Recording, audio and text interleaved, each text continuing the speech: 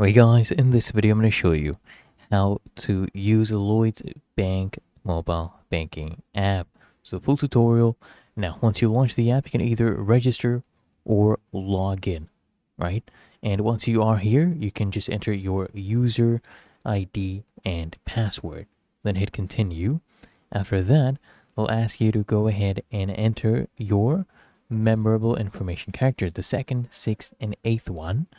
So you enter those. After that, you will get a call from them. So just go ahead and do call me now. And then what you do is go ahead and enter this 4-digit authentication code during the phone call. So once they call you, accept the call. And then I want you to enter the number using the keypad. And then you will be redirected to the app. So you can see device now registered with mobile banking. So now you can just click here on continue, and then you just verify your security settings right here, save that, and you're basically done. You can go ahead and use the app. Really that easy. If you found this helpful, make sure you smash that like button and subscribe to the channel. Really helps me out as well.